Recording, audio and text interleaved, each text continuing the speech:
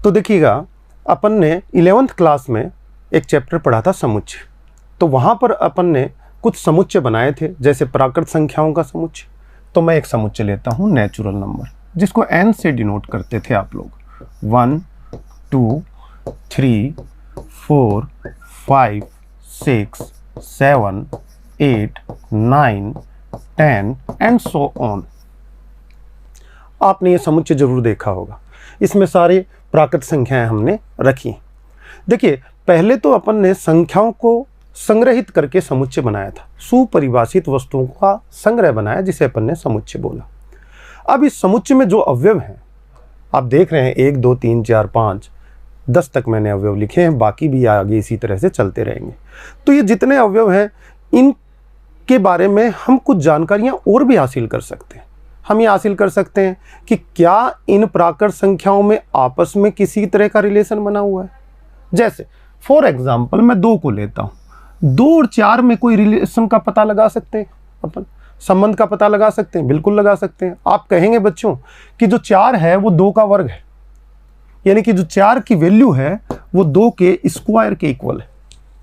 क्या कोई और संबंध आप बता सकते हैं? इनमें संबंध बिल्कुल बता सकते हैं। आप कहेंगे सर 4 जो है वो 2 से 2 अधिक है, ये एक दूसरा संबंध आपने बना दिया। इसी प्रकार 3 और 9 में कुछ बनाकर देखें अपन, ये आपका 3 है और ये आपका 9 है।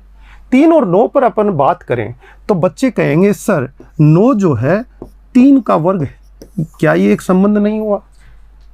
और बच्चे कोई दूसरा संबंध भी इसमें निकाल सकते हैं, कहेंगे कि 9 जो है वो 3 से 6 अधिक है, ये भी एक संबंध बन गया।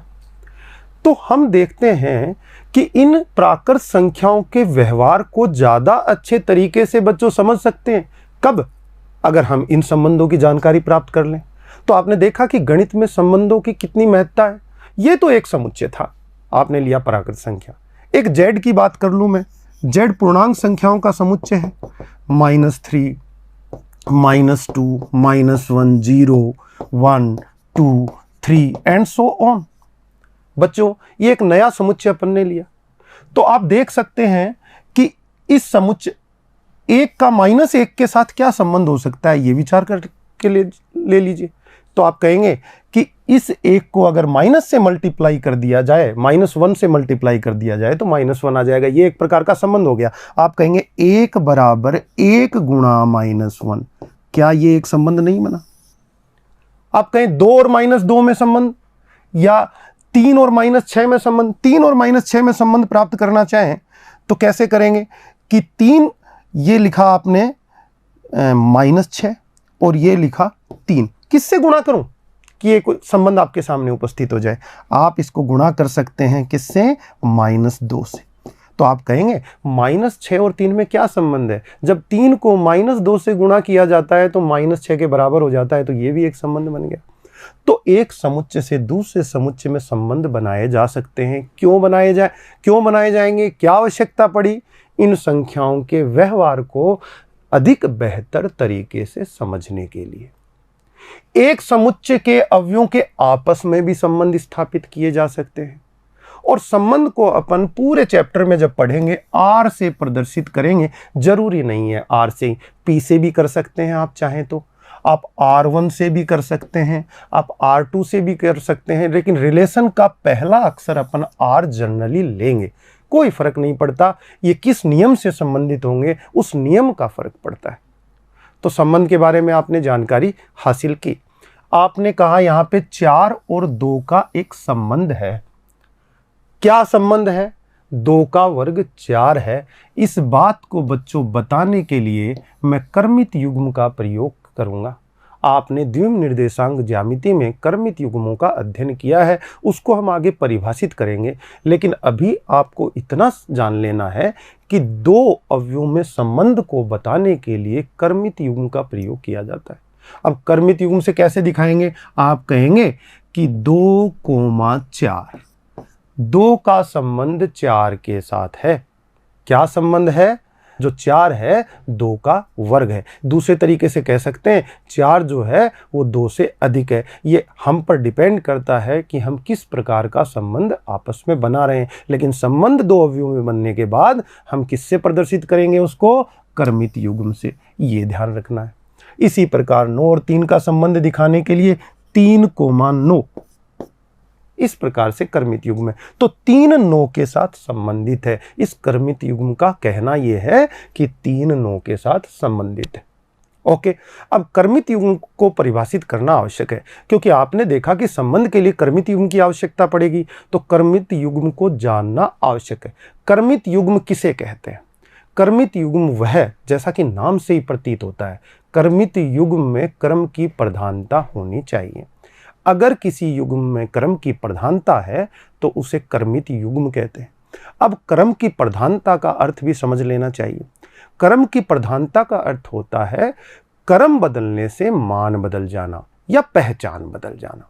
तो हमने इसी तरह से परिभाषित किया है। देखिए कर्मित युग्म को, ये कर्मित युग्म इंग्लिश में बोलते हैं ऑर्डर पेयर। लिखा है ऐसे युग्म जिनके घटकों में क्रम की प्रधानता होती है कर्मित युग्म कहलाते हैं। घटक कौन से? कर्मित युग्म में जैसे 2 3 है तो ये पहला घटक और ये दूसरा घटक। पहले लिखा जाएगा पहला घटक, दूसरी बार किसको लिखा जाएगा? दूसरे घटक को लिखा जाएगा। तो क्रम की प्रधानता होती है। क्रम बदलने से क्या बदल जाती है? पहचान बदल जाती है। ग्राफ से भी अपन ने समझने की कोशिश करते हैं इसको। देखिए एक कर्मित युग्म है 4,6, यहां आएगा x एक्सिस और y एक्सिस के सापेक्ष उसकी जगह कौन सी होगी? ये वाली होगी। अगर मैं इसको बदल दूं, 4,6 को 6,4 कर दूं तो क्या जगह चेंज नहीं हो जाएगी? ये देखिए 6,4 यहां आ गया, दूसरी जगह आ गई। जगह बदल गई तो मान बदल गया, पहचान बदल गई, तो क्रम की प्रधानता हुई कि नहीं? लेकिन समुच्चयों में क्रम की प्रधानता नहीं होती है। आपने समुच्चयों में पढ़ा है। देखिए एक समुच्चय लेते हैं 1,2,3। अगर इसका क्रम बदल दिया जाए, चेंज कर दिया जाए, कुछ भी ले लें, पहले 2 को ले लें, बाद में 3 को और बाद में 1 को ले लें, तो भी ये बराबर बने रहते हैं, समान बने रहते हैं, वही बात होती है। तो कहने का मतलब इसमें क्रम को चेंज करने से कोई फर्क नहीं पड़ा। जबकि कर्मित युग्म में क्रम को चेंज करोगे तो वो बराबर कभी नहीं आएगा। 2,3 3,2 के बराबर नहीं होगा। क्यों? इसका स्थान अलग होगा, इसका स्थान अलग होगा। तो इसलिए इसमें क्रम की प्रधानता होती है, जैसा कि आपने देखा। अच्छा, कर्मित युग्म की बात हो गई। अब आगे बात करेंगे कार्तीय गुणन की। किनका कार्तीय गुणन? 2 समुच्चयों का कार्तीय गुणन। ये भी अपने संबंध में अहम भूमिका निभाएगा। तो कार्तीय गुणन देखिए, 2 समुच्चय हैं कोई भी ए और बी, उनका कार्तीय गुणन का मतलब क्या है? ए का प्रत्येक अवयव बी के सभी अवयवों से संबंध बना ले या जुड़ जाए। संबंध बनाने का मतलब जुड़ जाए, तो उसको कार्तीय गुणन कहते हैं। एग्जाम्पल के तौर पे भी लेंगे, उससे पहले गणितीय रूप में इस परिभाषा को और अच्छे बेहतर तरीके से समझते हैं। देखिए कर्मित युग्म 2 समुच्चय हैं ए और बी, और उनका कार्तीय गुणन अपने को देखना है। तो समुच्चयों का कार्तीय गुणन इंग्लिश में बोलते हैं Cartesian product of sets. English के नाम भी बच्चों को थोड़ा थोड़ा याद कर लेना चाहिए, आगे आपके उच्च क्लासों में ये काम आएंगे। देखिए 2 समुच्चय हैं बच्चों ए और बी, इनका कार्तीय गुणन ए क्रॉस बी से परिभाषित किया जाता है। एक एक चीज को ध्यान से देखिए, ए क्रॉस बी, ए क्रॉस बी से परिभाषित किया जाएगा ए और बी का कार्तीय गुणन। आएंगे क्या इसमें? कर्मित युग्म आएंगे। तो कर्मित युग्म का पहला अवयव किससे होगा? समुच्चय ए से। क्यों? पहले कौन सा समुच्चय ए क्रॉस बी में कौन दिखाई दे रहा है? ए, और दूसरा समुच्चय कौन है? बी। तो पहला अवयव ए से होना चाहिए, दूसरा अवयव बी से होना चाहिए। ऐसे सभी कर्मित युग्मों का समुच्चय ए और बी का कार्तीय गुणन कहलाएगा। तो यही परिभाषा है आपके सामने, इसे आप पढ़ लीजिए। फिर आगे बात करते हैं कि ए क्रॉस बी का गणितीय रूप में, देखो यहां पर मैंने लिखा हुआ है, ए क्रॉस बी को गणितीय रूप में परिभाषित किया है। इतनी सी परिभाषा जो 3 और 4 लाइनों में आपने लिखी है, वो छोटे से 1 लाइन में समाहित हो गई। गणित चीजों को छोटा करके बता देता है, लेकिन उसका अर्थ व्यापक होता है। अब इसको समझ, अभी आपने कहा कि सारे कर्मित युग्म आएंगे ए क्रॉस बी में, जिनका पहला अवयव ए का होगा और दूसरा अवयव किसका होगा? बी का। तो कर्मित युग्म आएंगे, तो ये कर्मित युग्म ले लिया, ए कोमा बी एक कर्मित युग्म है।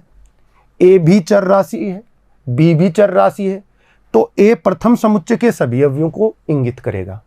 ये जो बी अवयव है, दूसरा घटक, ये बी समुच्चय के सभी अवयवों को इंगित करेगा।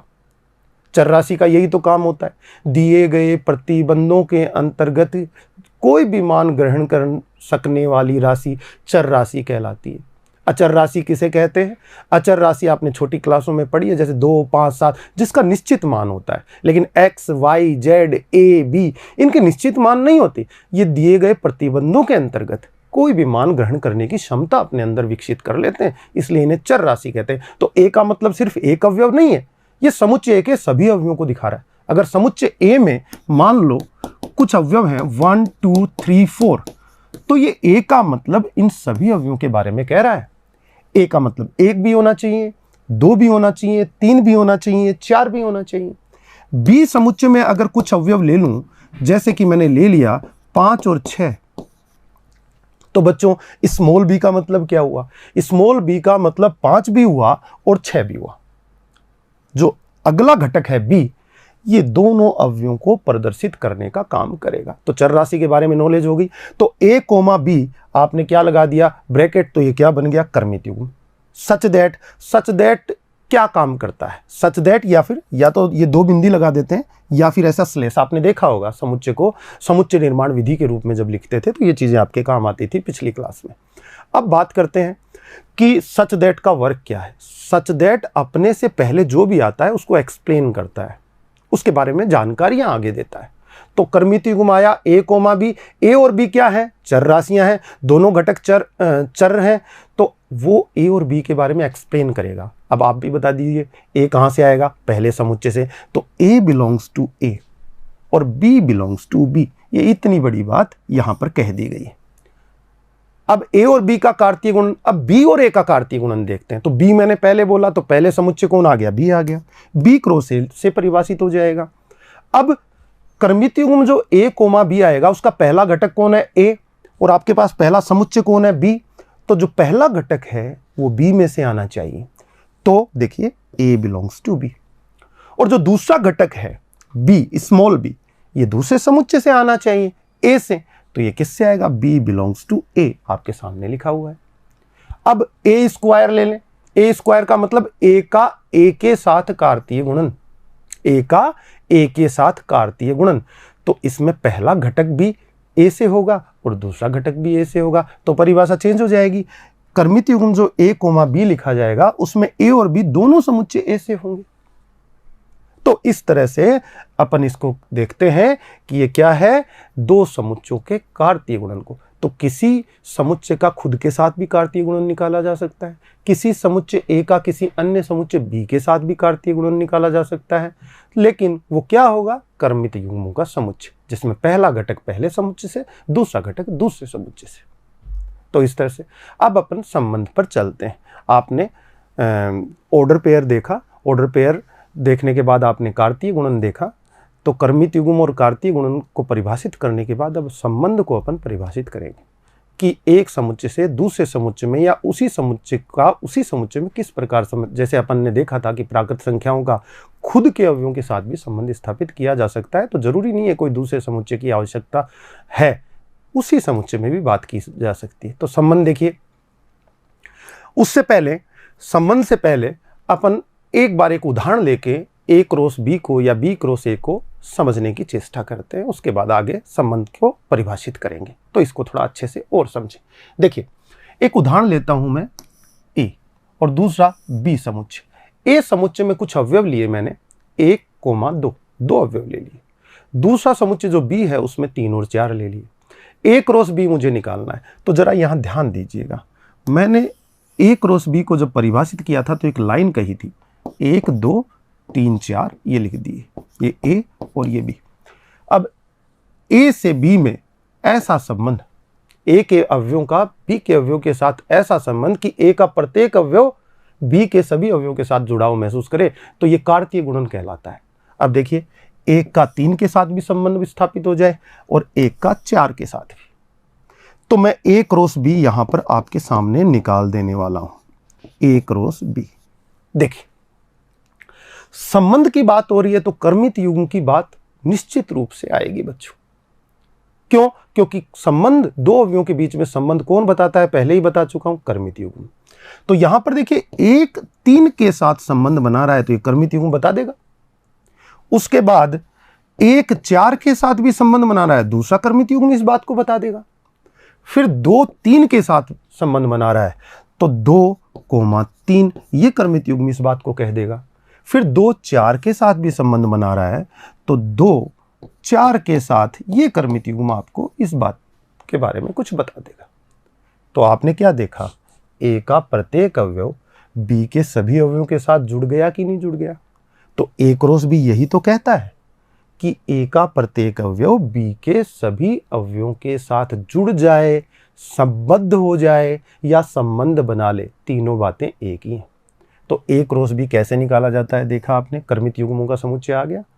बी क्रॉस ए निकालोगे तो बी पहले आ जाएगा, ए बाद में आ जाएगा। इसी प्रक्रिया के द्वारा आप बी क्रॉस ए भी निकाल सकते हैं।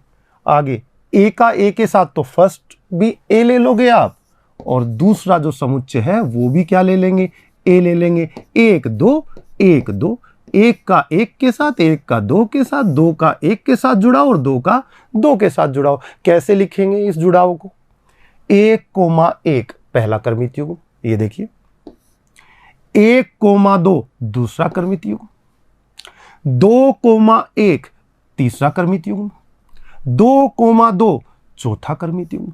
जितने कर्मित युग्म बन सकते थे, जितने जुड़ाव बन सकते थे, जितने संबंध बन सकते थे हमने बना दिए, आ गया आपका ए क्रॉस ए। इसी प्रकार आप बी क्रॉस बी भी निकाल सकते हैं। दोनों ही समुच्चय क्या लिए जाएंगे, आपके बी ले लिए जाएंगे। अब संबंध को परिभाषित करते हैं। देखिए संबंध को बताने का काम कौन करेगा, आपका संबंध को बताने का काम कर्मित युग्म करेगा, 2 अवयव में।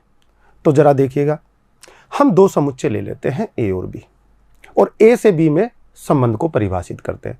तो 2 अरिक्त समुच्चय ए और बी हों, कोई भी हों, मान लीजिए ऐसा है, तब एक नियम आर जिसके अंतर्गत समुच्चय ए के अवयव समुच्चय बी के अवयव से संबद्ध हो जाए या जुड़ जाए, तो जो आर नियम था वो कहलाता है संबंध। कौन से समुच्चय से कौन से समुच्चय में, समुच्चय ए से समुच्चय बी में। इसको मैंने परिभाषित किया है यहां पर। संबंध को देखिए, माना ए बी 2 अरिक्त समुच्चय हैं, तब एक नियम आर होगा जिसके अंतर्गत क्या होगा, ए के अवयव बी के अवयवों से संबद्ध हो जाएंगे यानी जुड़ जाएंगे। जुड़ाव को किससे दिखाया जाता है, कर्मित युग्मों से। जुड़ जाएं तो ए से बी में एक संबंध कहलाता है। कौन कहलाता है, ये नियम आर। ये जो नियम है ना बच्चों आर, जिसकी वजह से जुड़े, जैसे आपने शुरुआत में ही देखा था 2 का वर्ग 4 है, तो 2 और 4 का संबंध बना रहे थे। 2 का वर्ग 4 है, 3 का वर्ग 9 है, 4 का वर्ग 16 है, नियम ही तो हुआ। वही नियम क्या कहलाता है, आपका संबंध कहलाता है। अब नियम कुछ भी हो सकता है, नियम वर्ग का हो सकता है, नियम क्यूब का हो सकता है, नियम 5 अधिक होने का हो सकता है, नियम 10 किसी संख्या से 10 अधिक होने का हो सकता है। तो 3 से 10 अधिक होने का, 3 से 10 अधिक कौन है, 13, 3 और 13 का संबंध बन जाएगा। तो किसी भी नियम से चीजें जुड़ सकती है, और जिस नियम से अवयव आपस में जुड़ेंगे उस नियम को क्या बोला जाएगा बच्चों, संबंध बोला जाएगा। और कहां से कहां बोला जाएगा, समुच्चय ए से समुच्चय बी में बोला जाएगा। किससे, समुच्चय ए से समुच्चय बी में। लेकिन आवश्यक थोड़ी है कि अपन दोनों समुच्चय अलग अलग ले। समुच्चय ए से समुच्चय ए में भी तो परिभाषित कर सकते हैं। नेचुरल नंबर से नेचुरल नंबर में भी तो कोई संबंध स्थापित कर सकते हैं। जैसे नेचुरल नंबर, ये नेचुरल नंबर, इसमें लिया 1 2 3 4 5 6 एंड सो ऑन। यहां पर लिया 1 2 3 4 5 6 7 8 9 और आगे डैश अनंत तक ऐसे अवयव। तो ये इस समुच्चय n से n में एक संबंध स्थापित कर रहा हूं। संबंध का नाम r दे रहा हूं, और r का मतलब कह रहा हूं a का b वर्ग होगा तो a b से जुड़ेगा। अब देखिए 1 1 से जुड़ जाएगा। क्यों जुड़ जाएगा, क्योंकि 1 का इस 1 का वर्ग ये 1 होगा। 2 4 से जुड़ जाएगा, 2 4 से जुड़ जाएगा, संबद्ध हो जाएगा। क्यों, क्योंकि 2 का वर्ग 4 होगा, 3 का वर्ग 9 होगा। आगे भी ये बात कंटिन्यू चलती रहेगी। तो इन जुड़ावों को इन संबंधों को किससे व्यक्त किया जाएगा? कर्मित युग्म से व्यक्त किया जाएगा। कर्मित युग्म मतलब 1 का संबंध 1 के साथ, 2 का संबंध 4 के साथ और 3 का संबंध 9 के साथ। आगे भी लिखना चाहें तो आप लिख सकते हैं कि 4 का संबंध 16 के साथ। ऐसे और भी संख्याओं में आप संबंध बना सकते हैं। लेकिन यह महत्वपूर्ण बात क्या है? यह महत्वपूर्ण बात है कि आर सच दैट, कौन से समुच्चय से कौन से समुच्चय में संबंध बना रहे हो? n से n में संबंध बनाया जा रहा है, जबकि यहां पर आपका r जो संबंध है समुच्चय A से समुच्चय B में बनाया जा रहा है। तो आपने देखा बच्चों, एक समुच्चय से दूसरे समुच्चय में भी संबंध बनाया जा सकता है और किसी समुच्चय का खुद के अवयवों के साथ भी संबंध। तो n से n हो गया ये संबंध, ये A से B हो गया, कोई B से A भी हो सकता है, C से D भी हो सकता है, B से B भी हो सकता है। हमें जो लिखा हुआ है उसको ध्यान से पढ़ना है कि किस समुच्चय से किस समुच्चय में संबंध बताया जा रहा है। अब देखिए इसको, अगर A जो समुच्चय है और जो B समुच्चय है उसके अवयव आपस में संबद्ध होते हैं। मान लो कोई A अवयव B से संबंधित है, तो इसको लिखा कैसे जाता है? आपने कहा संबंध को बताना है तो कर्मित युग्म की जरूरत पड़ेगी, तो आप कहेंगे सर A, B लिख देंगे कर्मित युग्म। हाँ, लेकिन किससे बिलोंग करता है? ये बिलोंग करता है बच्चों R से। यानी कि इसका मतलब क्या पढ़ा जाएगा? ये देखो, ये लिखा हुआ आपके सामने, इसका मतलब क्या है? पहला समुच्चय जो A है उसका अवयव स्मॉल है और दूसरा समुच्चय जो B है ये स्मॉल है, और दूसरा समुच्चय जो B है इसके अंदर सारे अवयवों को कौन प्रदर्शित कर रहा है? Small b। तो A और B के संबंध को इस तरह से लिखा जाता है कर्मित युग्म द्वारा, A, B belongs to R। पढ़ने में क्या पढ़ा जाएगा? A B के साथ संबंध R के अंतर्गत जुड़ा हुआ है। इसको क्या बोलेंगे? अवयव A अवयव B के साथ संबंध R के अंतर्गत जुड़ा हुआ है। इसी बात को इस तरह से भी लिख सकते हैं, A R B। इसका मतलब भी वही होता है। देखिए संबंध का नाम दे दिया बीच में R, पहला अवयव A, दूसरा अवयव B। तो A जो अवयव है B अवयव के साथ जुड़ा हुआ है संबंध R के द्वारा। अच्छा, अगर A B के साथ नहीं जुड़ा हुआ हो तो क्या लिख देंगे? इसको R को काट देंगे। अगर A B के साथ नहीं जुड़ा हुआ हो R के अंतर्गत तो इसको काट देंगे। क्या पढ़ा जाएगा? A B not belongs to R, मतलब A B के साथ संबंध R के अंतर्गत संबंधित नहीं है। इसी बात को मैंने आगे लिखा है, देखिए R के अंतर्गत A बिलोंग्स टू A का B बिलोंग्स टू B के साथ संबंध न हो तो इस बात को इस तरह से दर्शाते हैं। आप समझ गए होंगे बच्चों, A B belongs to R का मतलब और A B not belongs to R का मतलब, ये दोनों चीज एक ही हैं। या तो ऐसे लिख दें या फिर ऐसे लिख दें, मर्जी है। जनरली कहीं अपन इस तरह से भी लिख देंगे और कहीं कहीं हम इस तरह से भी लिख देंगे, दोनों का मतलब तो एक ही है। आगे देखिए, अब यहां पर नोट पे नजर डालिए। नोट पे नजर डाल रहे हैं तो आप देखेंगे मैंने लिखा हुआ है कि ए से बी में कोई संबंध बनेगा तो ए क्रॉस बी का एक उपसमुच्चय होगा। इसी बात को मैंने आगे लिखा है, देखिए A बिलोंग्स टू A का B बिलोंग्स टू B के साथ संबंध न हो तो इसे निम्न प्रकार व्यक्त करते हैं, A not related to B, A B not belongs to R। दोनों का मतलब एक ही हुआ बच्चों। अब नोट देखिएगा, नोट में क्या लिखा हुआ है कि समुच्चय A से B में कोई संबंध R सदैव A क्रॉस B का एक उपसमुच्चय होता है। कारण क्या है? कारण यह है कि A क्रॉस B में तो A के प्रत्येक अवयव को B के सभी अवयवों के साथ जुड़ना पड़ता है और कोई भी रिलेशन बने तो इससे बड़ा रिलेशन नहीं बन सकता। इस बात को हम आगे एक उदाहरण लेकर और बेहतर तरीके से समझेंगे। अब संबंध के बारे में इतनी बातें हुई, अब हमें यह पता होना चाहिए कि संबंध को हम कितने तरीकों से व्यक्त कर सकते हैं, प्रदर्शित कर सकते हैं। इसके लिए उपलब्ध जो तरीके हैं हमारे पास, जो विधियां हैं, दो हैं। एक तो नियम रूप और दूसरा रोस्टर रूप। देखिए नियम रूप में क्या किया जाता है? नियम रूप के अंदर एक रिलेशन को, एक संबंध को प्रदर्शित करने के लिए सबसे पहले एक कर्मित युग्म लिया जाता है जिसके दोनों घटक चर राशियों में होने चाहिए। फिर सच दैट का साइन लगाया जाता है। देखिए मैंने एक कर्मित युग्म लिया, सच दैट का साइन लगाया। सच दैट के बाद इस कर्मित युग्म मतलब इसके घटकों के बारे में कुछ बातें करनी होंगी। ए आर बी मतलब जो भी नियम होगा जिससे कि ए बी से रिलेटेड है, ए बी से संबंध बनाता है, वो जो भी नियम है वो यहां पर लिखा जाता है सच दैट के बाद। वो नियम कुछ भी हो सकता है कि ए बी से बड़ा है, ए बी से छोटा है, ए बी से 5 अधिक है। कोई भी नियम के द्वारा ए और बी का जो संबंध बनेगा, वो संबंध का नियम जो है, वो जो प्रतिबंध है, वो सच दैट के बाद में बच्चों लिखा जाता है। उसके बाद ए और बी के बारे में बताया जाता है कि ए और बी कौन है। Small A belongs to capital A, मतलब कि स्मॉल ए कैपिटल ए जो समुच्चय है उसका एक अवयव है। वो कोई भी हो सकता है। जितने समुच्चय में अवयव होंगे ए में, उन सबको रिप्रेजेंट कौन कर रहा है? स्मॉल ए। इसी टाइप से स्मॉल बी किसको प्रदर्शित करेगा? समुच्चय बी में जितने अवयव हैं उनका प्रतिनिधित्व कौन करेगा? स्मॉल बी करेगा। तो बी बिलोंग्स टू क्या हो गया? बी। रोस्टर रूप में क्या करते हैं? रोस्टर रूप देखिए नीचे, दूसरा तरीका संबंध को व्यक्त करने का। रोस्टर रूप में जितने भी संबंध बनते हैं वो कर्मित युग्म के रूप में लिखे जाएंगे। पहले ही पढ़ चुके हैं कि कर्मित युग्म का काम क्या है? दो अवयवों के बीच में संबंध स्थापित करना या बताना। अब जितने भी अवयवों में संबंध स्थापित होंगे वो कर्मित युग्म से दिखाए जाएंगे। उन सभी कर्मित युग्मों का समुच्चय बना दीजिए, वो क्या बन जाता है? रोस्टर रूप। वो विधि क्या हो जाती है? रोस्टर विधि।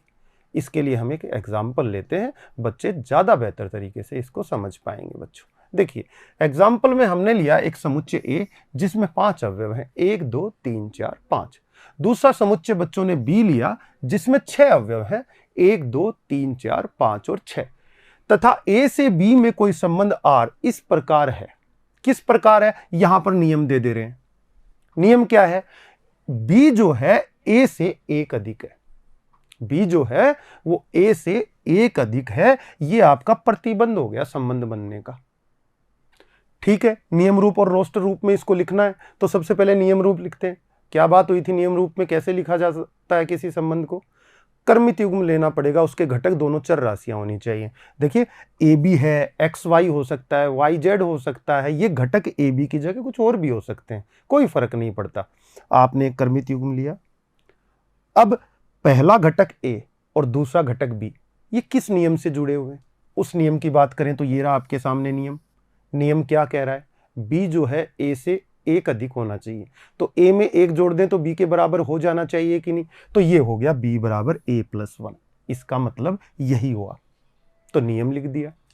अब ए और बी के बारे में जानकारी देंगे कि ए और बी कौन है साहब?